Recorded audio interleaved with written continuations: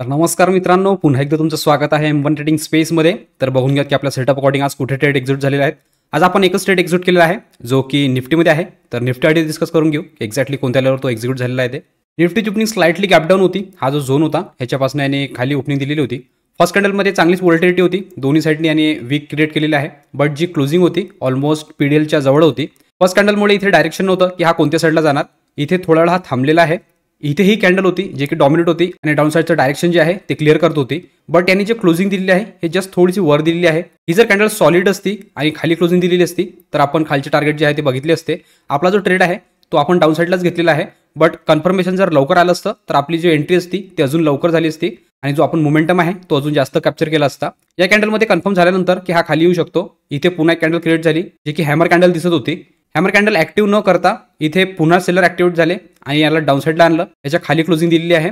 तर याच्या खाली जशीच क्लोजिंग आली तर आपण ट्रेड एक्झिक्यूट केला. याच्या मागचे सेंटिमेंट हे होते की ही कॅन्डल बघून भरपूर जणांनी बाईंग केलेली असेल, कारण की ऑलरेडी हा जो डे लो होता इथनं मार्केट अपसाईडला गेलेलं होतं. पुन्हा इथे आला. फर्स्ट टाइमवर जनरली जे बायर असतात ते ट्राय करतात अपसाईड न्यायसाठी. तर इथे रिएक्शन आलं आणि लगेचच डाऊन साईडला पुश केलं. तर त्या अकॉर्डिंग आपण इथे ट्रेड एक्झिक्यूट केला. सेम कॅन्डलचा हाय आपण SL लावलेला.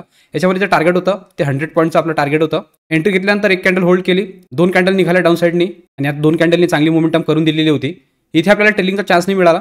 ही कॅन्डल होल्ड केल्यानंतर ही एक डॉमिनेट कॅन्डल होती, प्रॉपरली इंगल्फिंग होती. डॉमिनेट कॅन्डल असल्यामुळे जशी ज्या कॅन्डलची क्लोजिंग आली तर आपण जी पोझिशन आहे ते सिक्युअर प्लेसवर आणण्यासाठी जो SL इथे लावलेला होता तो डायरेक्टली उचलून आपण ह्याच्यावर लावला.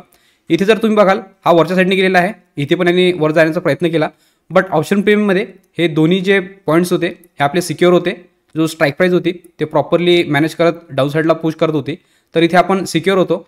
जेव्हा डाऊन साईडला आला ही कॅन्डल पुन्हा हॅमर क्रिएट झाली आणि यांनी जी क्लोजिंग दिलेली होती या रेंजच्या वर होती. तर जनरली जेव्हा पण असं होतं तर ही जी रेंज आहे ही एक रेंज क्रिएट होते आणि याच्यामध्येच मार्केट फिरत राहते. तर त्या अकॉर्डिंग आपल्याला इथे पोझिशन बुक करायची होती.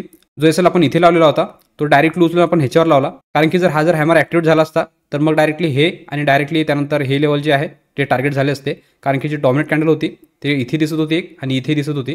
तुम्ही बघितलेलं असेल प्रॉपरली आणि या कॅन्डलला टार्गेट केलं, जे पीडल आहे त्याला टार्गेट केलं, थोडंसं डाऊन साईडला आलेलं आहे, त्यानंतर पुन्हा अपसाईडला मोमेंटम केलं. तर आपण जेव्हा इथे ट्रेल केलं इथनं निफ्टी वर निघालेला आहे. या कॅन्डलमध्ये जो आपला ट्रेलिंग होता तो बुक झाला. त्यानंतर निफ्टीने चांगली अपसाईडला मोमेंटम केली. इथे चांगली व्होल्टिलिटी पण क्रिएट केलेली आहे. एक डे हाय लावला. डे हाय लावल्यानंतर पुन्हा डाऊन साईडला आलं, एक रेंज क्रिएट केली आणि जी आता क्लोजिंग दिलेली आहे ती पण रेंजमध्येच आहे. ही जी रेंज होती हे मी एक्सपेक्ट करून राहिलो होतो या लेवलवर. बट बाहेर जे होते ते ॲग्रेसिव्हली इथे ॲक्टिव्ह झाले आणि त्यांनी चांगली मोमेंटम अपसाईडला दाखवलेली आहे. तर इथे तुम्हाला क्लिअर झालेलं असेल की एक्झॅक्टली आपण कोणत्या लेवलवर ट्रेड घेतली आणि कुठे आपण बुक केलेला आहे.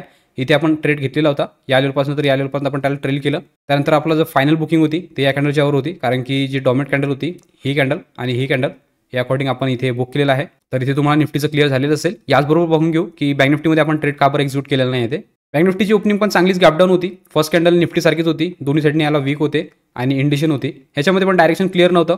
यांनी अपसाईडला मोमेंटम दाखवलं, खाली आला. बट ह्याची जी ओपनिंग होती ही पीडीएच आणि पीडीएलच्या मध्ये होती. जनरली याच्यामध्ये जर राहिला तर जे टार्गेट आहे ते मोठे निघत नाही. आणि निफ्टीमध्ये आपण एक्झिक्यूट याकरता केलं कारण की तो पीडीएलच्या खाली होता आणि जे मोमेंटम होतं ते डाऊन साईडला सुरू होतं. त्या अकॉर्डिंग आपण निफ्टीला ट्रेड केलेलं आहे. ही पण जर मोमेंटम डाऊन साईडला असती किंवा या रेंजमध्ये असती तर आपण बँक निफ्टीला पण एक्झिक्यूट केलं असतं. बट जी मोमेंटम होती ती पीडीएच आणि पीडीएलच्या मध्ये होती आणि याच्यामध्ये त्यांनी आज मोमेंटम दाखवलेली आहे. भरपूर वेळाने याच्यामध्ये घालवला. इथे ब्रेकआउट दाखवला पण डायरेक्टली पीडीएच जवळ पोहोचलेला होता. तर एक्सपेक्ट नव्हतं की हा एवढी मोमेंटम करणार. डायरेक्टली हाफ साईडला निघाला, डे हाय लावला, थोडा खाली आला. सेम मुवमेंट जी होती ते निफ्टी आणि बँक निफ्टीची सेम होती.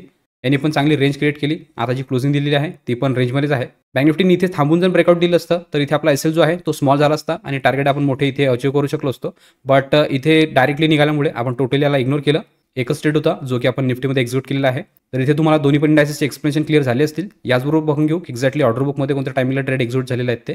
ऑर्डर बुकमध्ये जर बघाल तर निफ्टीचा ट्रेड जो मी एक्झिक्यूट केलेला आहे तो केलेला आहे 10 वाजून 10 मिनिटांनी. तिथे मी निफ्टीचा 22,250चा सी सोल्ड केलेला, तो केलेला 149 मध्ये.